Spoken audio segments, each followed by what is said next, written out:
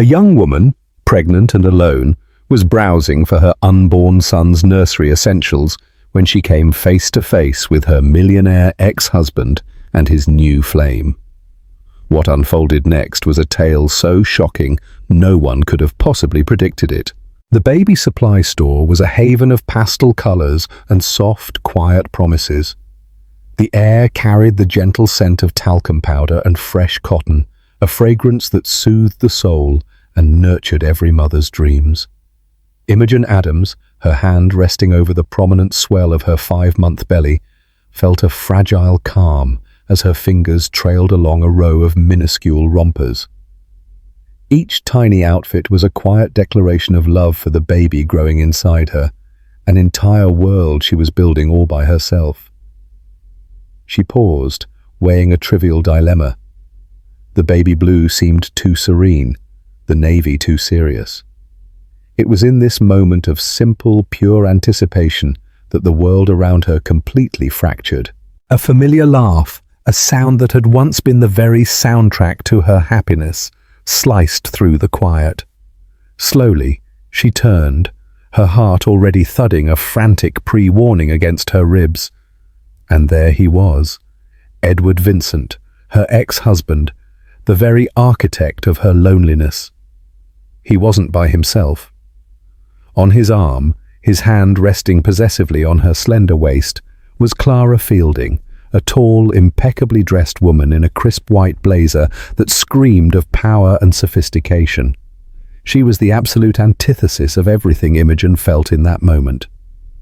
Clara's dark, straight hair fell like a cascade over her shoulders, and her smile was a perfect work of art, polished and brilliant, directed at something Edward was whispering in her ear. They looked like a couple from a glossy magazine, flawless and untouchable, utterly oblivious to the emotional catastrophe they had just unleashed just a few meters away. Imogen froze, the sky-blue romper forgotten in her hand. A desperate, overwhelming urge to merge with the shelves, to vanish behind a towering stack of blankets, consumed her. But her body simply refused to move. A toxic mix of shock, rage, and a profound, bone-deep pain pulsed in her ears. The brutal truth was a slow-acting poison. Edward had walked out on her 3 months after the joyous news of the pregnancy. His excuse was a pathetic, cowardly cliché about needing space, about finding himself. Apparently, he had found himself in the arms of someone else, and now fate, in its cruelest of ironies, had placed them in the very same aisle, the baby aisle. The realization hit her with the force of a sledgehammer. They weren't there by chance. They were shopping for baby essentials.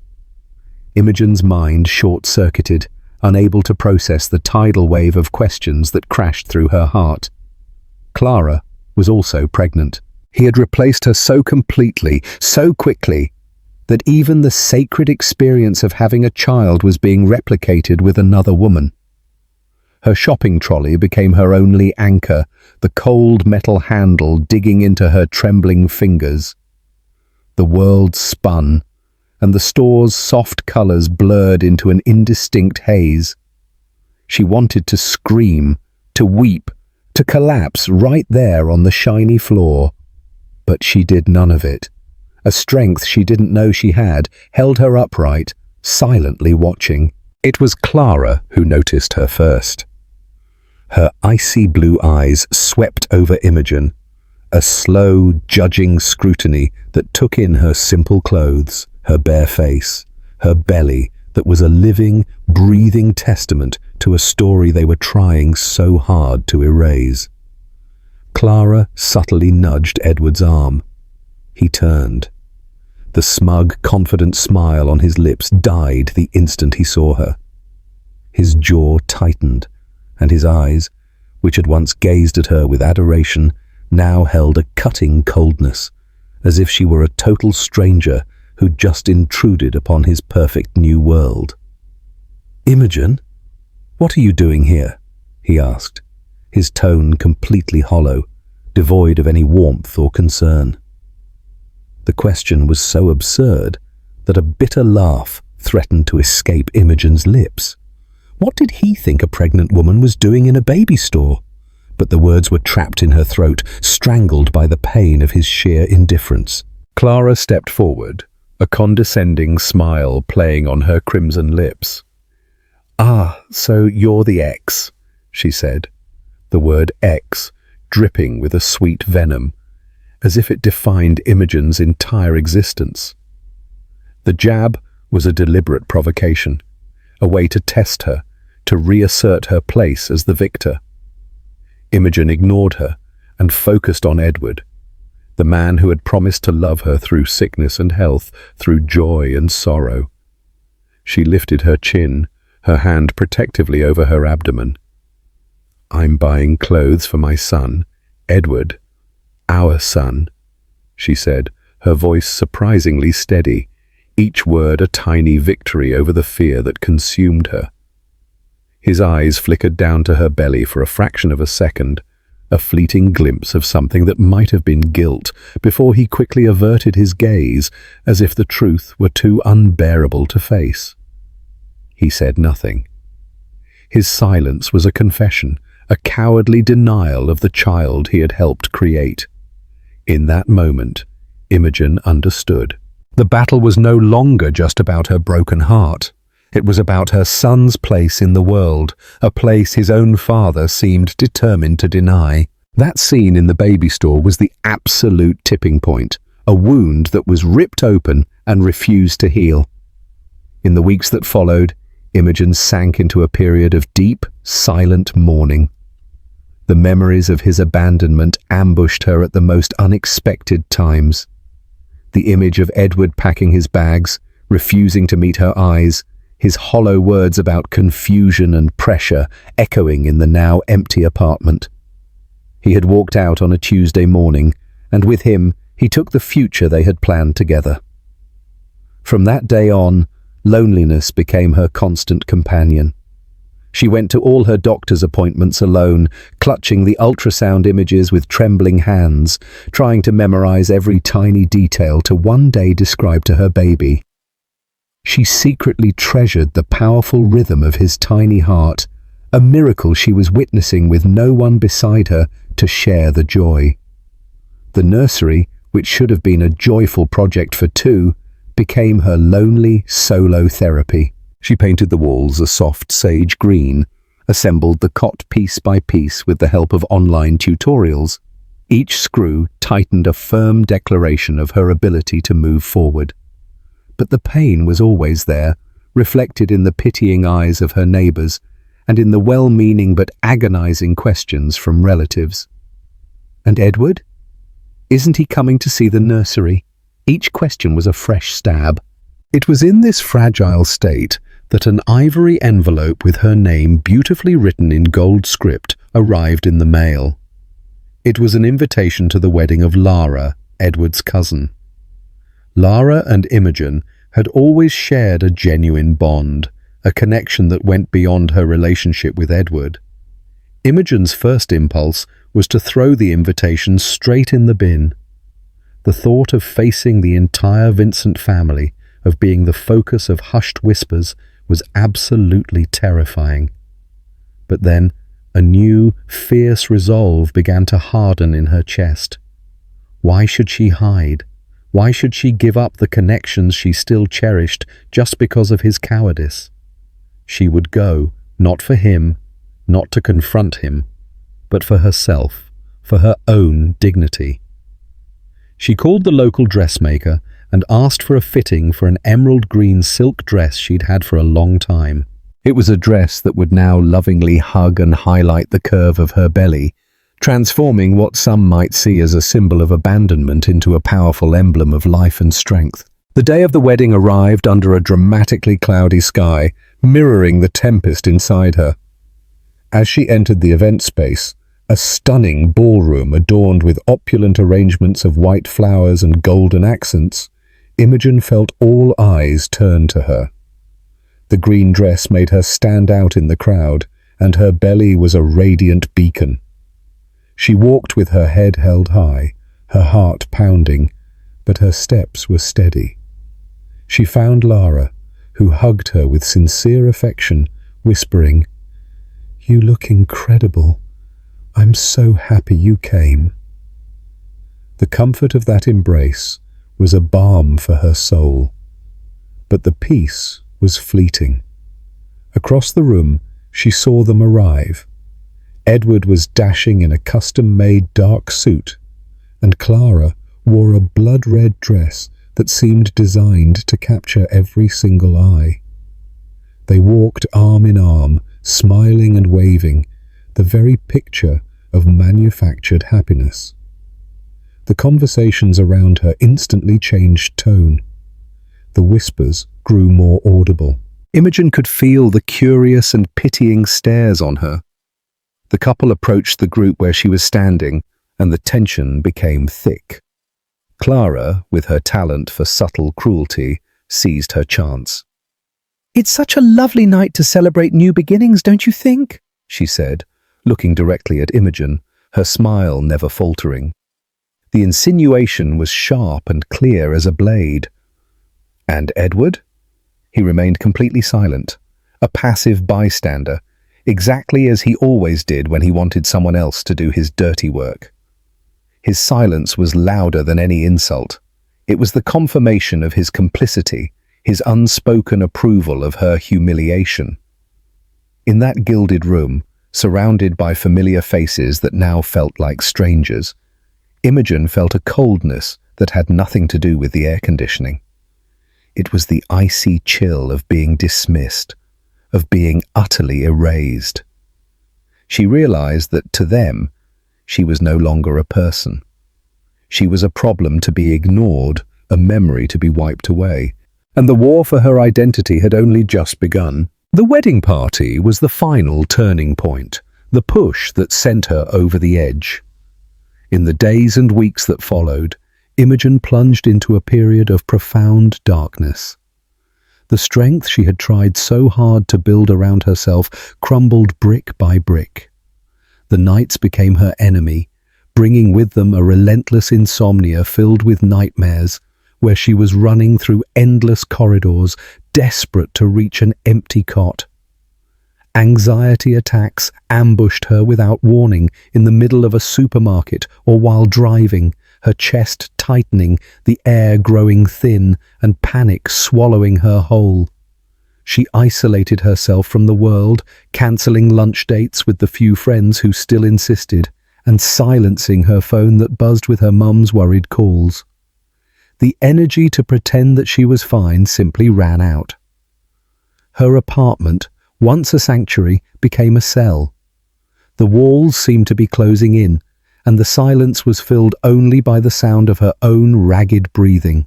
It was during this time that she started writing letters to her baby. In a hardcover notebook, she poured out everything she couldn't say aloud. They were raw confessions, filled with both fear and love. "My son," she wrote one night, tears smudging the ink. "Forgive me if Mum sometimes seems sad. It's just that the world out here is complicated. But I want you to know, from this very moment, that you are the most loved and most wanted thing that has ever happened to me, and I promise I'll be enough for both of us."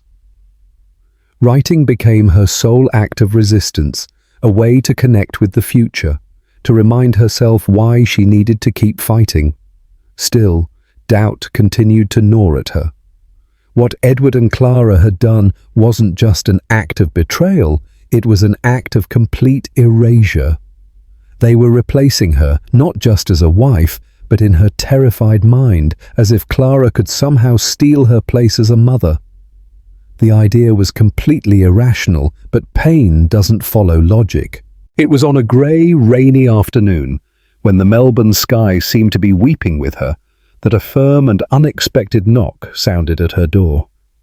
Shivering, she dragged herself from the couch, her heart pounding with apprehension. When she opened the door, she was faced with a face from the past. Rhys Miller, Edward's ex-business partner and once his friend. He was absolutely drenched, his dark hair plastered to his head, and his eyes held a heavy burden that Imogen instantly recognized as guilt. "Imogen, I'm so sorry to show up like this," he said in a low, serious voice. "But there are things you need to know, things Edward did and is still planning to do." She let him in, her body tight with mistrust and fear. Rhys didn't mince words. Sitting on the edge of the sofa, he laid out the brutal truth. Edward hadn't just left her for Clara. He was in deep financial trouble with debts and accusations of fraud in the company they'd shared. Rhys had confronted him, and Edward, instead of taking responsibility, chose to run, using his new relationship with a powerful investor's daughter as a pathway to escape and financial salvation. But the most devastating revelation was still to come. "It's not just that, Imogen," Rhys continued, his voice filled with urgency. "He doesn't just want to get rid of the past. He wants to steal your future." Rhys then revealed the monstrous plan. Edward, with the help of Clara and some unethical lawyers, was compiling a file to have Imogen declared emotionally unstable. Based on this, he planned to seek full custody of the baby before its birth. He was using her depression and isolation, the direct consequences of his abandonment, as a weapon against her. Rhys took a USB drive from his bag. Here's the proof. Email exchanges between him and the lawyers and conversations with Clara where she's already talking about taking over the child's upbringing to give him a stable home. He even paid for a report from a psychologist who's never even met you in his life. He genuinely thinks you're too broken to fight back. Imogen's world disintegrated, and then, in that very instant, began to rebuild. The pain was excruciating, a betrayal on a level she couldn't have even imagined. He hadn't just wanted to leave her. He wanted to destroy her, to erase her existence and to steal the only thing she had left, her son. For a long time, she couldn't breathe. But then, in the absolute rubble of her heart, something new and ferocious was ignited. It was no longer just sadness or grief. It was a cold, clear, and determined fury. The news that should have annihilated her, in fact, brought her back to life. She looked at the USB drive in her hand, that tiny plastic object that contained so much poison, but also held her salvation. She wasn't a defenseless victim. She was a mother, and a mother was about to go to war. The awakening was like resurfacing from a long drowning. The apathy that had held her captive vanished, replaced by a clarity of purpose she hadn't felt in months. The first person she called was her mum, Elaine. Hearing her daughter's voice, no longer fragile and whispering but firm and resolute, Elaine didn't ask questions. She just said, "I'm on my way." Elaine arrived in less than an hour, bringing not just a shopping bag with hot bread and fresh fruit, but also the calm and unshakable strength that had always defined her. She didn't offer words of pity or empty advice. Instead, she sat down next to Imogen at the kitchen table, took her hand, and said, "What are we going to do first?" The word "we" was the anchor Imogen desperately needed. She was no longer alone. Together, mother and daughter, they drew up a battle plan. The first step was finding the right legal team. Not just any lawyer, but someone who understood the psychological war they were in. The name that came up was Layla Nelson, a renowned family law barrister known for her relentless approach and fierce defense of women in vulnerable situations. Getting an emergency consultation wasn't easy, but Elaine was persistent, and the mention of litigation fraud and parental alienation opened doors. Layla's office was modern and formidable, an environment that radiated competence. The barrister, a woman with short, grey-streaked hair and piercing eyes, listened to Imogen's story without interruption, her face a mask of concentration. Imogen handed her the USB drive that Rhys had given her. As the barrister plugged the device into her computer and analysed the files, the silence in the room was dense. Imogen watched the tiny expressions on Layla Nelson's face. A slight arch of an eyebrow, a subtle tightening of the lips. Finally, the barrister leaned back in her chair, removed her glasses, and looked at Imogen. "This isn't just a custody dispute, Imogen. This is an attempt at character assassination. It's cruel, it's premeditated, and thankfully for us, it's all brutally documented." For the first time in months, Imogen felt a wave of hope. "What they didn't count on," Layla continued, "is that you'd have access to this. They completely underestimated you. They thought you'd be so devastated you'd just accept any scraps. That's the classic mistake of the arrogant." From that day on, Imogen's life found a new rhythm. Under Layla's guidance, she began to build her counter-offensive. The dossier Edward was compiling against her would be overshadowed by the one they would compile against him. Every move was meticulously planned. Imogen underwent a full psychological evaluation with an expert psychologist recommended by her lawyer, a professional who documented not only her anguish, but also her resilience and her deep connection to her pregnancy. She gathered testimonials. Her cousin Lara, who could attest to the nature of their relationship and the affection that had always existed. Neighbors who had looked out for her and her apartment. And even the dressmaker who had adjusted her dress. Subtle proof that she wasn't hiding from the world. Every medical record, every receipt from the baby store, every message exchanged with her mother became a piece of the armor they were forging. Reese's USB drive was their sword. While the legal battle was taking shape behind the scenes, Imogen was fighting another, more intimate one. Rebuilding herself. With Elaine's support, she started taking care of her health again, going for gentle walks in the park and practicing prenatal yoga. She redecorated the nursery for Benson.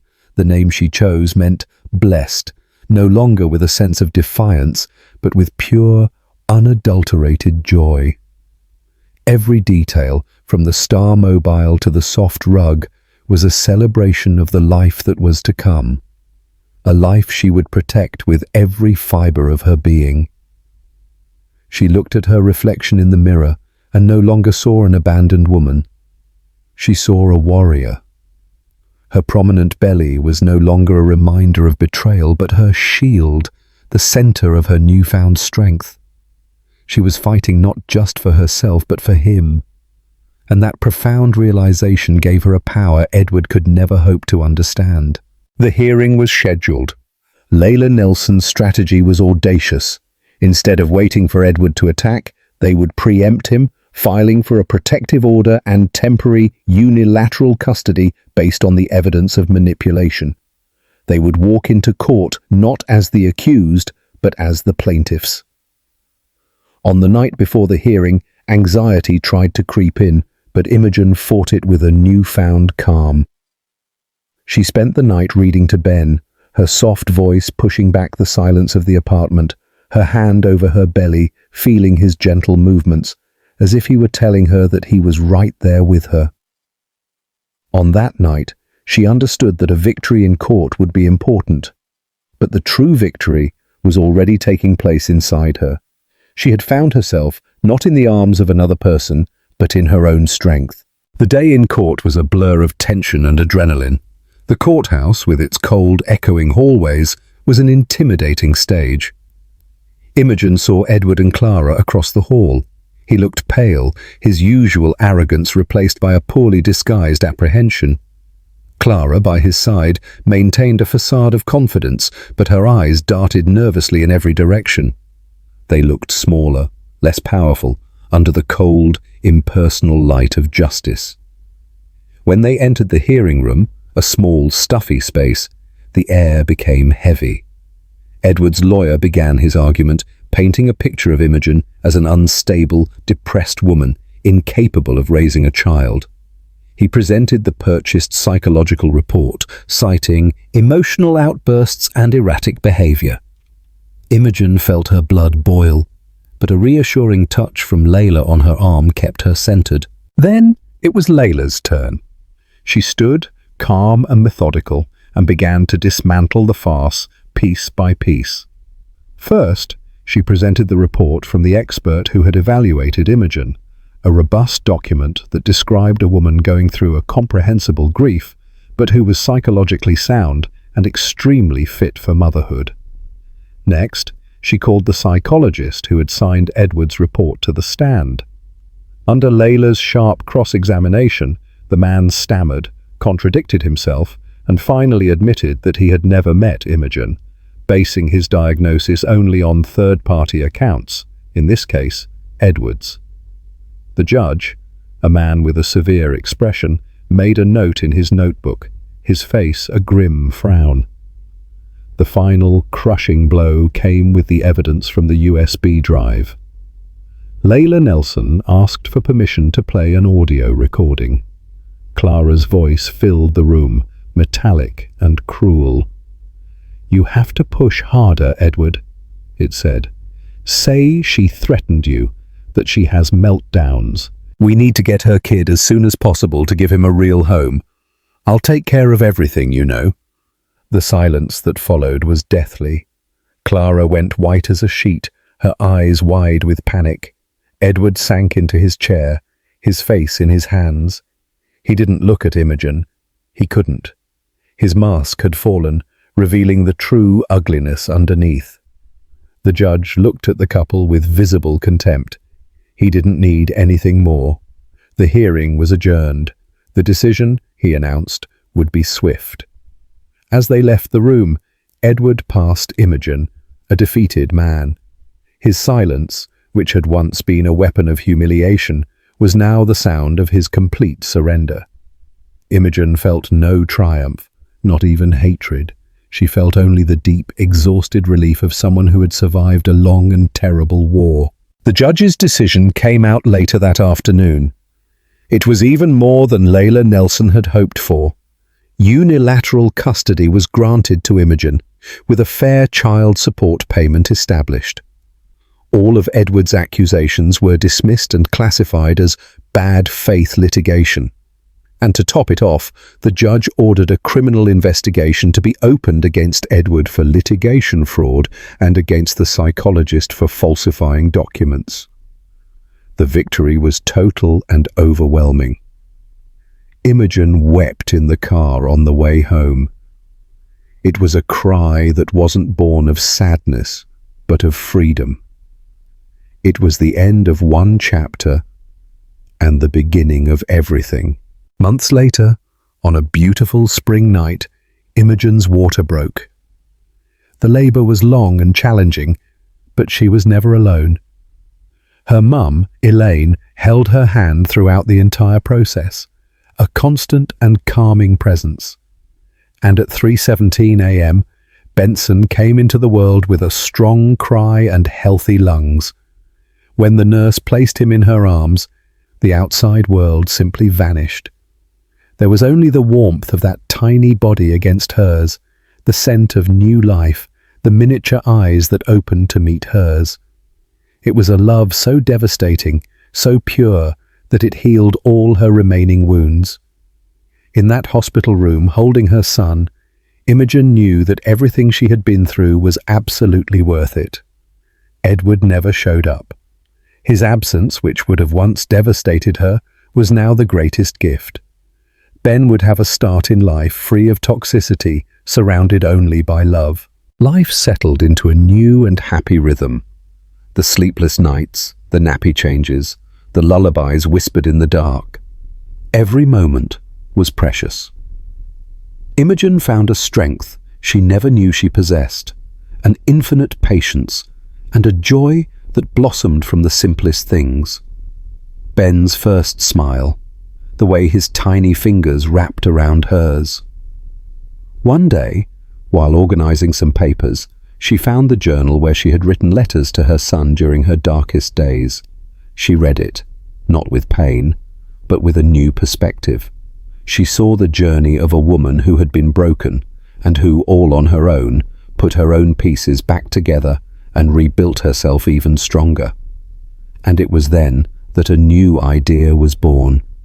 She couldn't keep that experience to herself. There were other women out there feeling invisible, broken, and silenced. She needed to reach them. With the help of some friends and the support of a local community center, she created a support group. The name was simple and powerful, Forged by Fire. The first meeting had only 5 women, all with stories of pain, betrayal, and manipulation. Sitting in a circle, they shared their experiences, many for the very first time.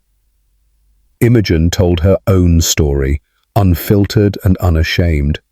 She spoke of the baby store, the wedding, the court hearing, but most of all, she spoke of the rebirth. "They tried to extinguish us," she said, looking into each woman's eyes.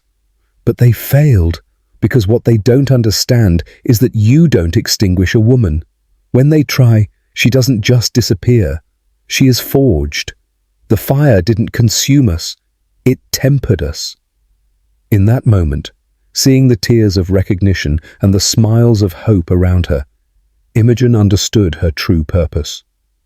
The victory against Edward wasn't the end of her story, it was the beginning of her mission. She built a new life, not on the ashes of the old, but from the hardened metal that had emerged from the flames. A life that was strong, free, and finally full of light. News about the Forged by Fire group spread organically, by word of mouth, in online forums and in whispers of encouragement. What had started with 5 women in a borrowed room soon transformed into a vibrant community. Imogen, who had never imagined herself as a leader, discovered a natural ability to nurture and empower. She didn't offer magical solutions, but something far more valuable. A safe space for the validation of pain and the celebration of resilience. The meetings were a rich tapestry of stories, some whispered with choked-up voices, others told with a righteous and healing anger. There were women who, like her, had faced abandonment during pregnancy. Others were fighting to break free from emotionally abusive relationships. Still others were simply trying to rebuild their self-esteem after years of being belittled and controlled. In every story, Imogen saw a fragment of herself, and in her story, they saw the possibility of a different future. She divided her time between caring for Ben, who was growing right before her eyes, turning into a curious and joyful little boy, and her volunteer work with the group. Her life was full, not in a grand or glamorous way, but with a fullness built from the small moments, the smell of morning coffee as Ben babbled on her lap, the deep satisfaction of seeing a woman in the group raise her head and speak in a firm voice for the first time, being able to sleep with a tired but peaceful heart. The legal case against Edward was still ongoing in the courts, a distant echo of a life that no longer felt like hers. Layla Nelson handled everything with quiet efficiency, updating her only when necessary. The investigation into the fraud at Edward's old company had dug deeper, revealing a chain of corruption far more complex than Reese had ever imagined. Clara's and her father's names were also dragged into the scandal, not as direct accomplices, but as beneficiaries of a scheme that was now under the scrutiny of the financial media. One day, while pushing Ben's pram through a sunny park, Imogen ran into Reese Miller. He looked older, with eyes that gave away sleepless nights, but his gaze had a new lightness. He smiled when he saw her, a genuine smile, without the weight of guilt. "He's huge," he said, pointing to Ben, who was trying to grab a falling leaf. "He's my whole world," Imogen replied. The simplicity of the phrase carried the entire weight of her journey. They walked in silence for a while, the sound of the pram wheels on the gravel being the only soundtrack. "I wanted to thank you again, Reese. You didn't have to do what you did. You risked a lot." He shrugged, his eyes lost in the horizon. "I had to. For years I watched Edward manipulate people, use his charm to get what he wanted, always leaving a trail of damage that he never looked back to see. I was complicit in my silence. What he did to you was the final straw. I couldn't be the loyal friend of a man without honor anymore. It was a matter of saving myself too. The conversation led them to a nearby cafe. While Ben slept peacefully in his pram, Reese told her about the consequences of his decision. He had completely broken away from the social circle he shared with Edward, facing the distrust of former business associates. But in the process, he had rediscovered his own values. He was starting over with a smaller, more ethical company and a peace of mind that money couldn't buy. "And you?" he asked, genuinely curious. "You seem different. Not just good. You seem strong." Imogen smiled. "I am strong. I just didn't know it. I think I needed someone to try and destroy me to find out what I'm made of." That afternoon, a new friendship solidified. A friendship born not of convenience or shared stories of parties and dinners, but from a crisis that revealed the true character of both of them. Life, however, has a way of bringing the past back when you least expect it. A few weeks later, Imogen received a call from an unknown number. It was Lara, Edward's cousin. Her voice was tense and hesitant. "Imogen, I know I have no right to ask you for anything, but my aunt, Edward's mum, isn't well. Ever since all this came out, her health has gotten much worse. She asks about you. She always really liked you." Imogen felt a knot in her stomach. Sonia, her ex-mother-in-law, had always been a kind woman, though a bit passive in the face of her son's domineering personality. She was faced with a dilemma. Visiting Sonia would mean reopening a door to the family that had hurt her so much. But ignoring the request of a sick woman seemed cruel. After talking to her own mother, who wisely told her, "Do what your heart tells you, not what your head says," Imogen made a decision. She went to the hospital the next day without Ben. She found Sonia in a private room, pale and fragile, connected to monitors that beeped softly. Seeing Imogen, the older woman's eyes filled with tears. "I knew you'd come," she whispered, her voice weak. "You were always the only one with a truly good heart in that family." Imogen sat down next to the bed, holding Sonia's cold hand. They didn't talk about Edward, or the lawsuit, or Clara. They talked about simple things, about the rose garden Sonia loved so much, about the color of Ben's eyes. But before Imogen left, Sonia held her with a surprising strength. "He wasn't like that, you know. Or maybe he always was, and I didn't want to see it. I pampered him. I protected him too much. But I failed him, and that's why he failed you. Forgive me, my dear. Forgive me for the pain my son caused you." Sonia's tears were of a deep regret, the pain of a mother who recognized her part in creating the monster. Imogen hugged her. And in that embrace, she didn't just forgive Edward, she freed herself from the last bit of anger she still held for that family. She left the hospital feeling lighter, as if she had finally cut the last anchor tethering her to the past. Meanwhile, Edward's empire was publicly collapsing. News of the fraud became a national scandal, irreparably staining the Vincent family name. Clara's father, dedicated to saving his own skin, issued an official statement cutting all professional and personal ties with Edward, claiming to have been misled by the trust he placed in a future family member. The engagement, which was never made official with a ring but rather with appearances in society columns, was undone in a whisper of humiliation. Clara disappeared from the spotlight, her image as a powerful, victorious woman replaced by that of a foolish socialite who had been used and discarded. Rumors said she had moved overseas, seeking the anonymity she had once despised. Edward's final trial was scheduled, not the family trial, which was already over, but the criminal one. Imogen was called as a witness, not for the fraud itself, but for his pattern of manipulative behavior.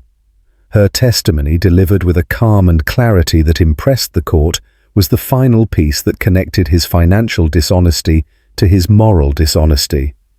She didn't accuse him with anger.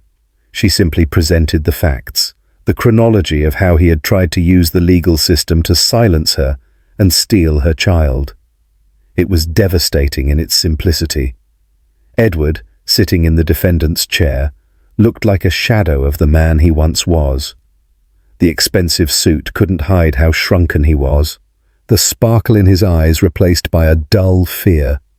He was sentenced to years in prison, a sentence that included not only the financial crimes, but also the litigation fraud against her. Justice, slow and sometimes painful, had finally prevailed. On the night the sentence was announced, Imogen didn't celebrate. She put Ben to sleep, sat in the armchair in his room, and watched the fine rain fall outside. She didn't feel joy at Edward's downfall, but a deep and solemn relief. It was the end, the final period of a story that had taken her to hell and back. She thought of all the women forged by fire, of their own battles, of their own silent victories. Her story was just one of many, but now she had a platform to turn her pain into a beacon. She took out her notebook and began to write, not a letter to her son, but a draft for a bigger project, a book, an organization, a movement. She didn't know exactly what it would be, but she knew that her voice, the voice Edward had tried to silence, was only just beginning to be heard. The sound of the rain was like a soft applause, and for the first time in a long time, Imogen looked to the future and saw an infinite horizon of possibilities, an open sky that she had conquered all by herself. Time, from that point on, took on a new quality. It stopped being an enemy to be endured and became an ally, a craftsman who wove Imogen's and Ben's days with threads of normalcy and joy. Life unfolded into a tapestry of precious moments. Ben's first wobbly steps across the living room, the chubby hand pointing at the neighbor's dog, the first word, "Mama," said with a clarity that made Imogen's heart overflow. Every milestone in her son's development was a personal victory, living proof that the love and stability she had worked so hard to build were flourishing. The apartment, once a scene of loneliness and fear, now echoed with a child's laughter and the sound of building blocks tumbling to the floor. It was the sound of life in its purest and most glorious form. The Forged by Fire group also grew and evolved.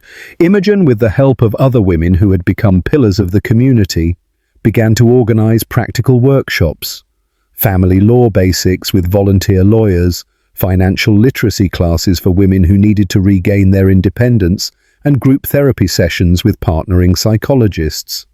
The project that had been born from her pain was becoming a tangible force for change in the lives of many. She discovered a talent for organization and a passion for connecting people and resources.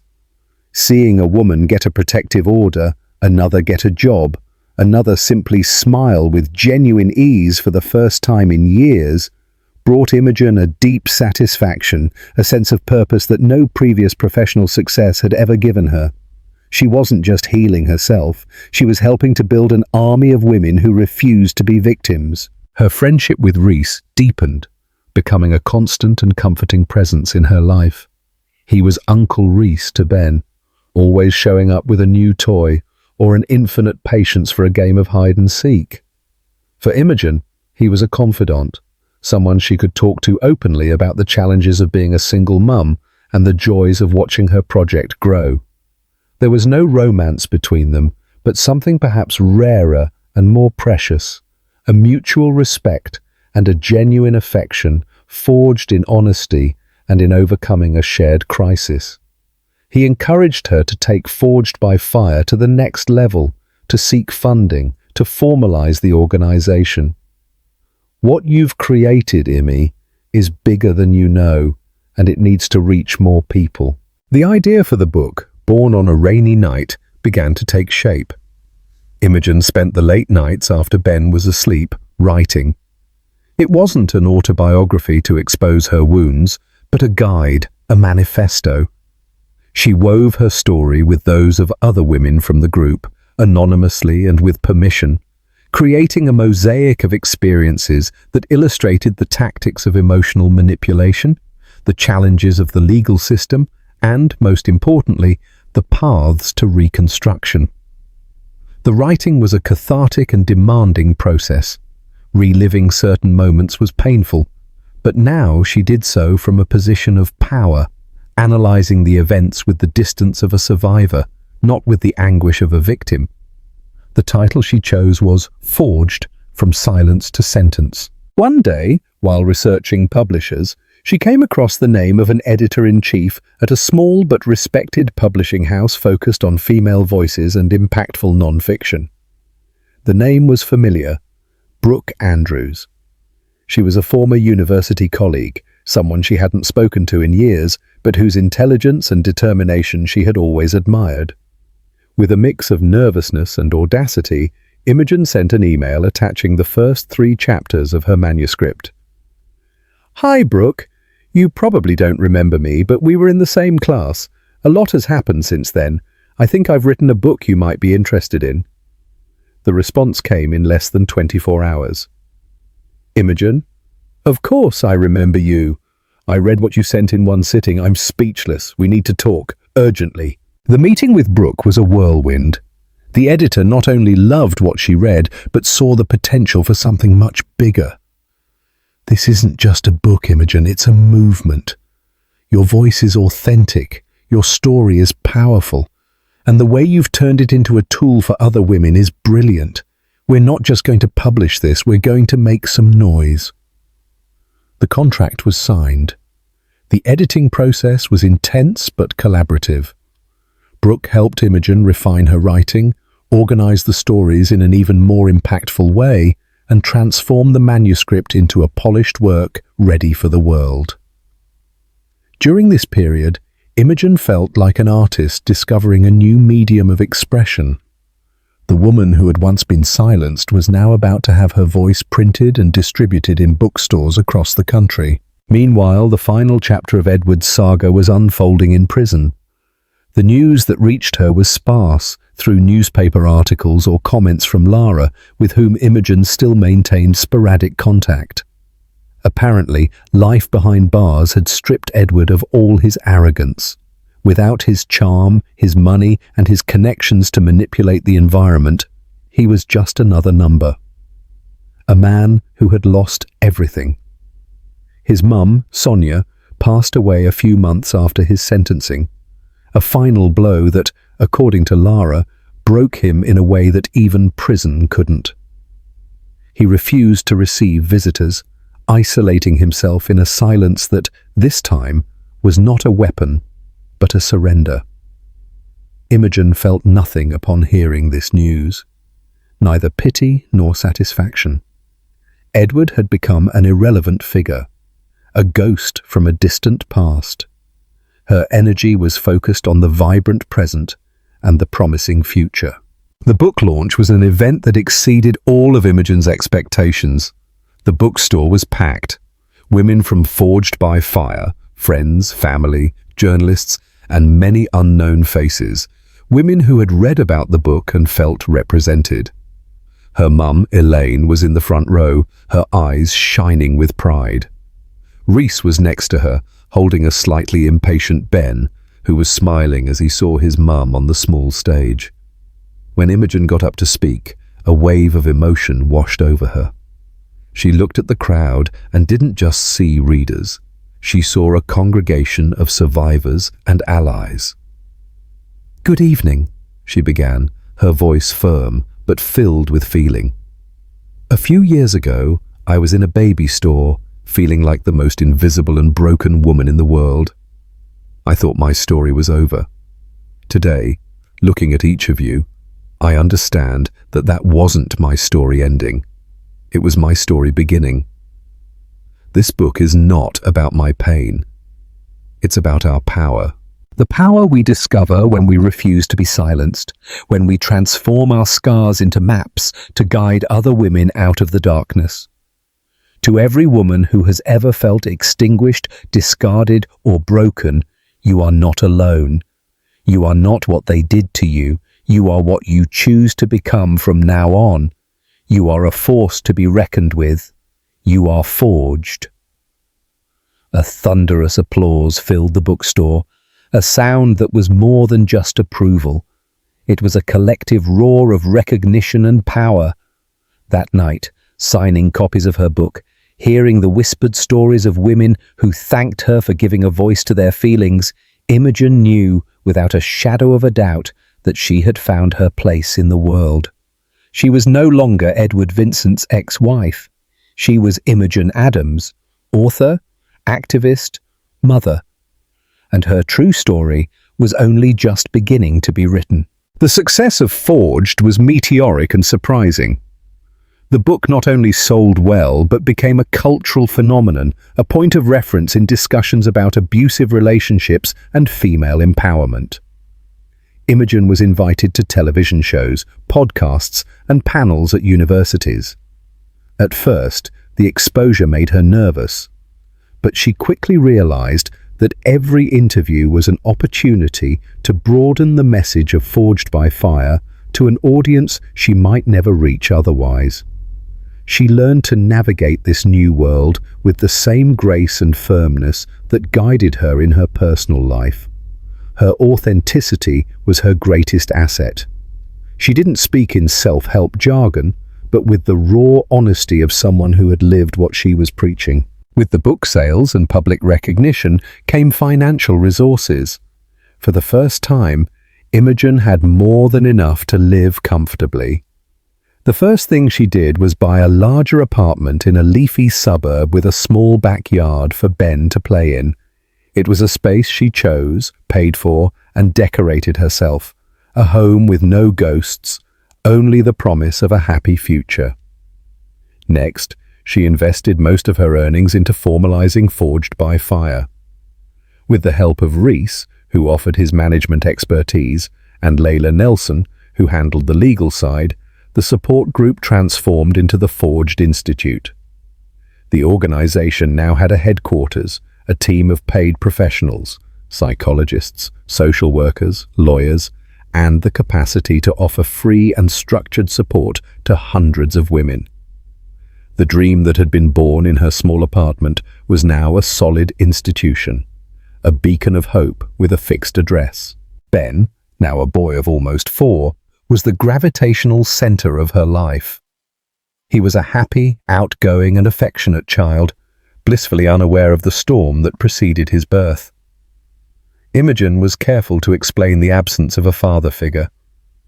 She didn't lie, but adapted the truth to his age. "Daddy lives very, very far away, my love.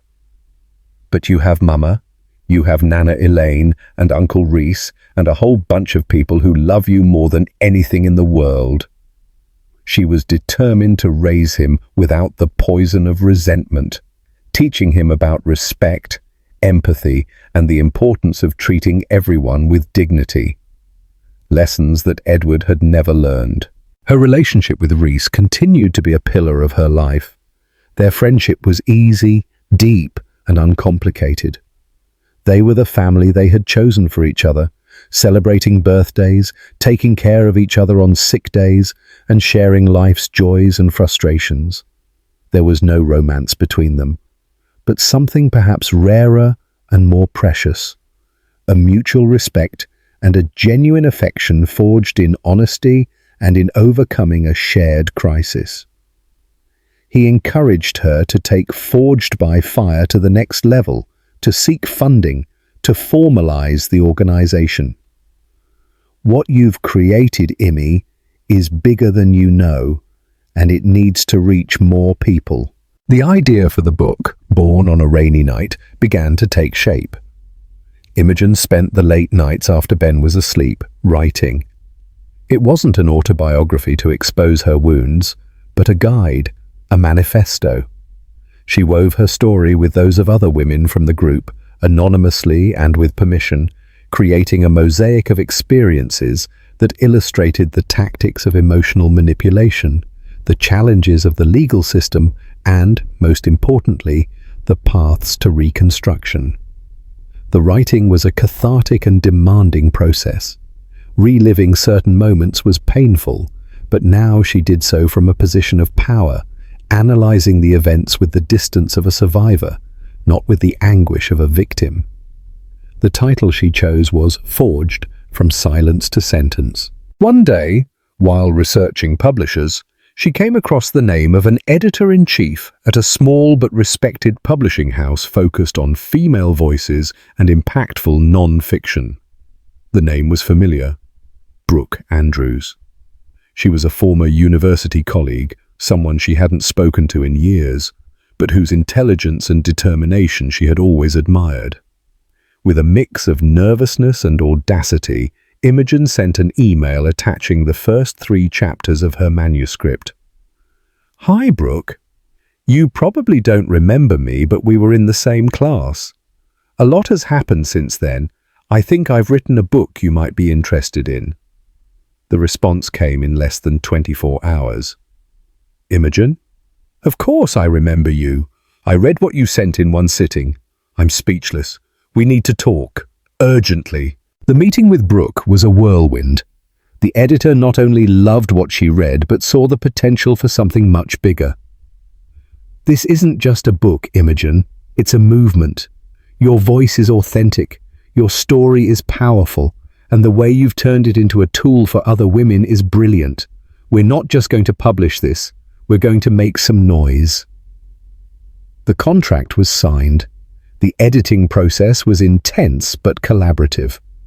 Brooke helped Imogen refine her writing, organize the stories in an even more impactful way, and transform the manuscript into a polished work ready for the world.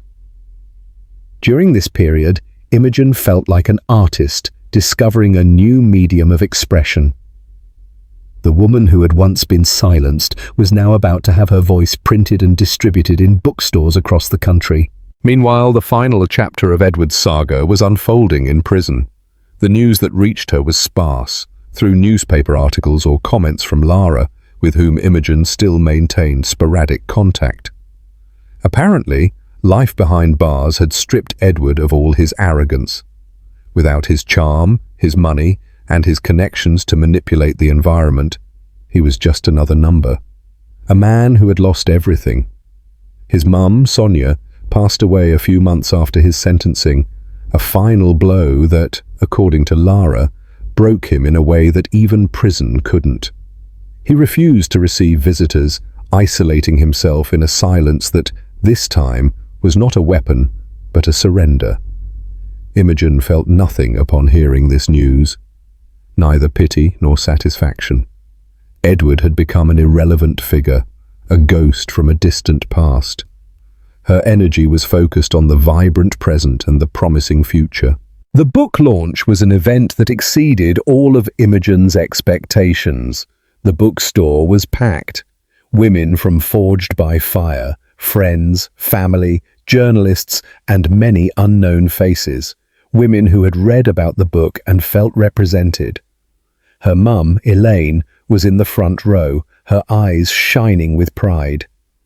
Reese was next to her, holding a slightly impatient Ben, who was smiling as he saw his mum on the small stage.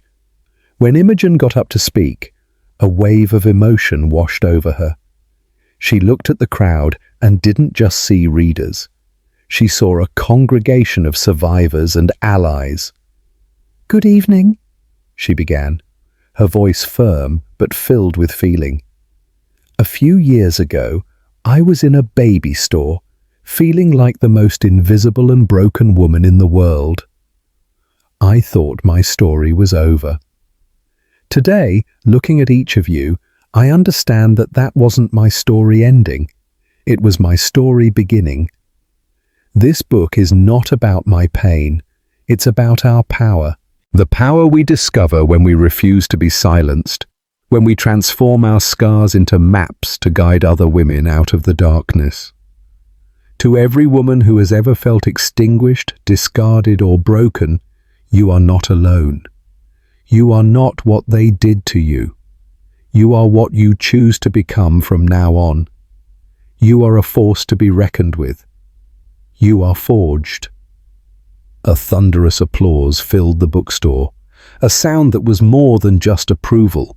It was a collective roar of recognition and power. That night, signing copies of her book, hearing the whispered stories of women who thanked her for giving a voice to their feelings, Imogen knew without a shadow of a doubt that she had found her place in the world. She was no longer Edward Vincent's ex-wife. She was Imogen Adams, author, activist, mother, and her true story was only just beginning to be written.